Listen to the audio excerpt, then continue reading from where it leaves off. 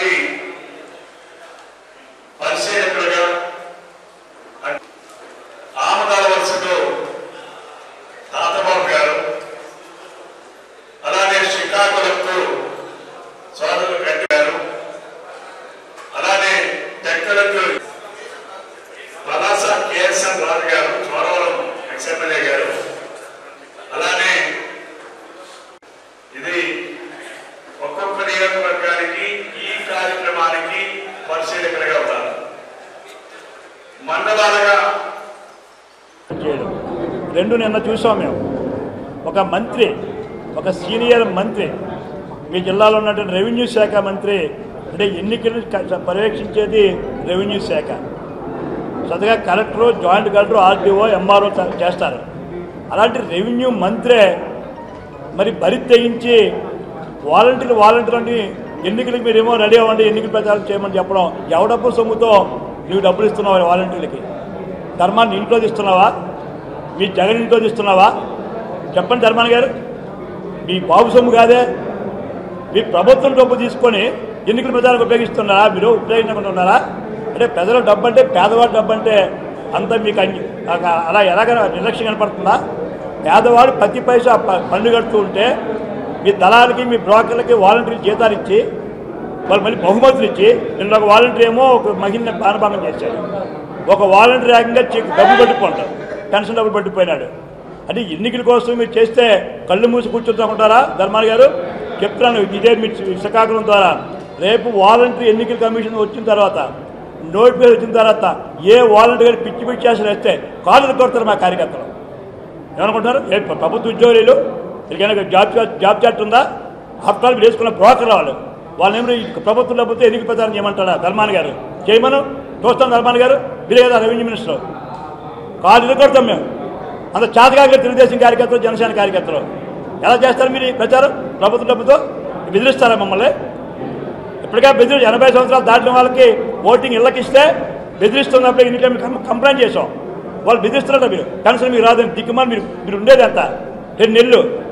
అది పెన్షన్ ఇచ్చేది ఎవడు? తెలుగుదేశం, జనసేన అని చెప్పి ధర్మాన్ని గారిని ఇప్పుడు క్షమాపణ చెప్పాలి ప్రజలకి. లేదా దాన్ని తీసుకుని చేతులు ఇవ్వు.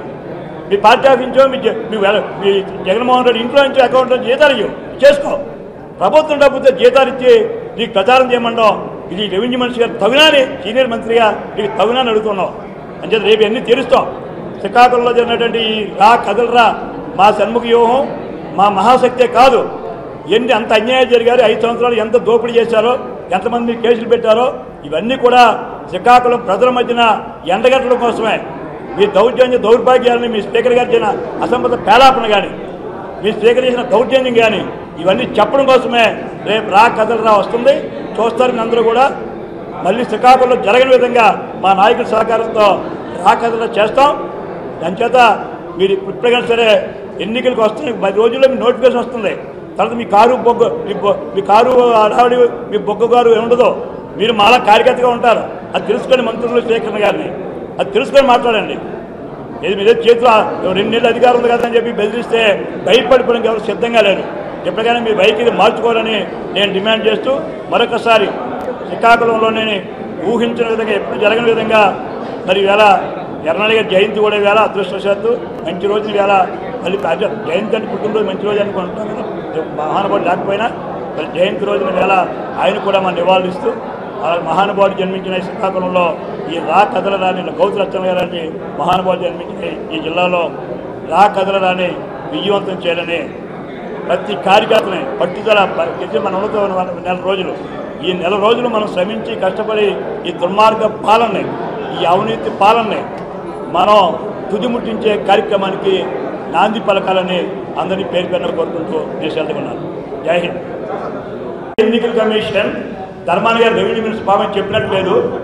ఇంకా రెవెన్యూ సెక్రటరీ ఎవరు ధర్మాని గారికి బ్రీఫ్ చేసినట్లేదు, ఈయన కలుస్తున్నట్లేదు. అందరూ సభ్యులనే కలుస్తున్నారు. అయితే ఇక్కడ ఎన్నికల కమిషన్ ఆల్రెడీ ఆర్డర్స్ పాస్ చేసింది. అది చీఫ్ సెక్రటరీ చూసుకోమనండి. ఎన్నికల ప్రక్రియలో కానీ ఏజెంట్గా కానీ వాళ్ళంటికి ఎలిజిబిలిటీ లేదని చెప్పడం జరిగింది. నెంబర్ 1 ఆల్రెడీ డైరెక్ట్ వస్తే ఎన్నికల కమిషన్కి ఎన్నికల వాలంటీర్లు ఎవరిని కూడా ఏజెంట్గా పెడితే రిజెక్ట్ చేస్తారు. నెంబర్ 1. 2 ఎవరు డబ్బు ఇస్తుందండి? జాబ్ చార్ట్ లేదంటున్నావు, డబ్బు ఎవరిది? తాడేపల్లి పంపిస్తుందా డబ్బు? లేదా జగన్మోహన్ రెడ్డి అకౌంట్ ఇస్తున్నాడా, లేకపోతే భారత్ అకౌంట్ ఇస్తుందా, లేదా ధర్మాన అకౌంట్ ఇస్తున్నాడా? పేదవాడు డబ్బు ఇస్తారా మీరు? ఇప్పటికే దోచుకున్నారు అనవసరంగా మీ కార్యకర్తలని, బ్రోకర్ని. ఎంతమంది వాలంటీర్లు కేసులు ఉన్నాయి చెప్పండి ధర్మాన గారిని. నేను చెప్పంటారా? ఎంతమంది రేప్ చేశారు, ఎంతమంది దొంగతనం చేశారు. స్వయంగా నా డ్రైవర్ చనిపోయారు వాలంటీర్ వల్ల. నా డ్రైవరు ఎంతమంది చనిపోయారు మీ వాలంటీర్. ఇప్పటికీ వాలంటీర్లు చేసే మహానుభావుడు చెప్పారు కదా పవన్ కళ్యాణ్ గారు. ఎంతమంది వాలంటీర్లు కేసులు ఉన్నాయి చెప్పంటారు ధర్మాన గారిని. పనికి మళ్ళీ జేబులు కొట్టుకోవాలని బ్లాక్లు నమ్ముకున్న వాలంటీర్ పెట్టి మా డబ్బు ఇస్తున్నారు ధర్మాన గారు. మీరు ఈ డబ్బు కాదు, పేద ప్రజలు డబ్బు ఇస్తున్నాడు. అది తెలుసుకోండి ధర్మాన గారిని.